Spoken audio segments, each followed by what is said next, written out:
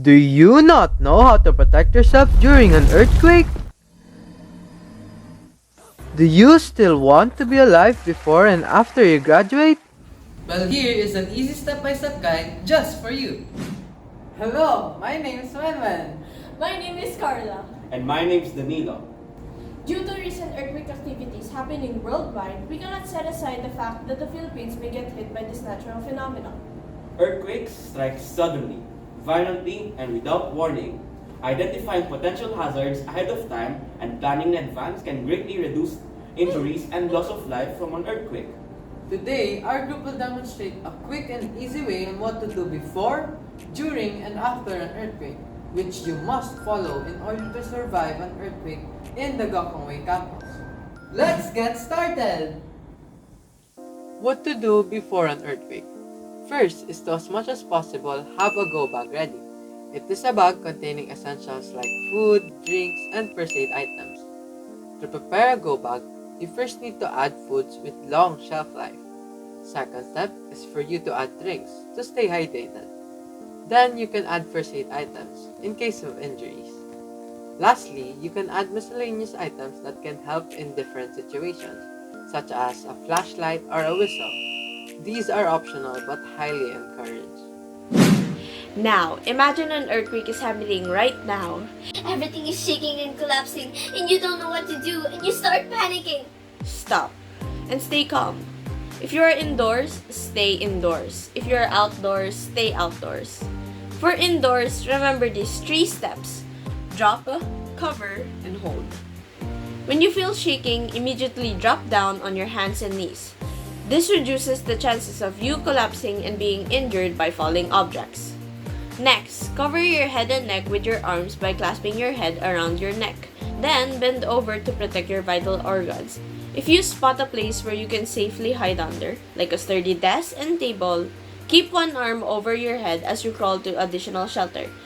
If there is no shelter nearby, crawl next to the interior wall. Hold on to your shelter to prevent you from having the earthquake knock you over and to keep your head and body safe.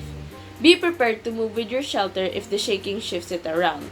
And lastly, stay in an open flat area if you're outside. Stay away from electrical lines and buildings, as well as anything that might fall on you. After the shaking stops, we would now proceed to what to do after an earthquake.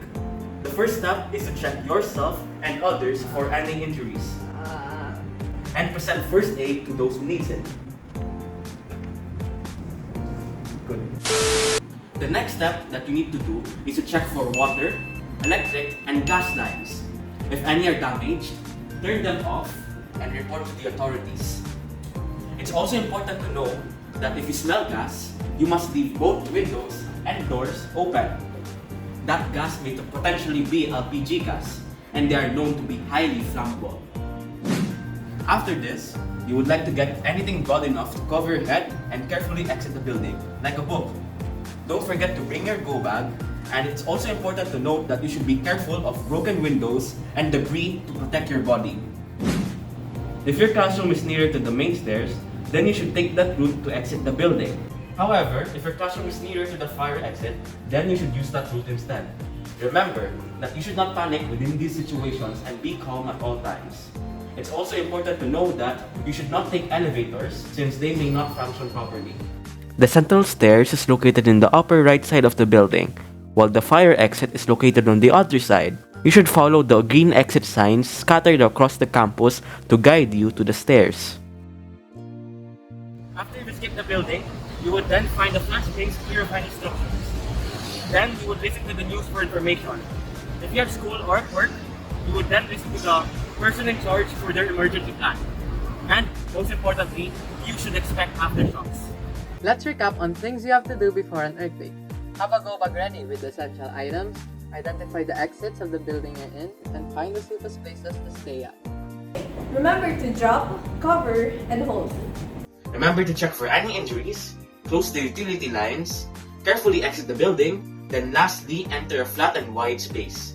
In conclusion, these steps are simple yet often overlooked. Our group wants to remind and teach everyone that these reminders are important when an actual earthquake happens. These steps could be life-saving for you and would also help reduce loss and injuries. Stay safe, everyone, and have a nice day.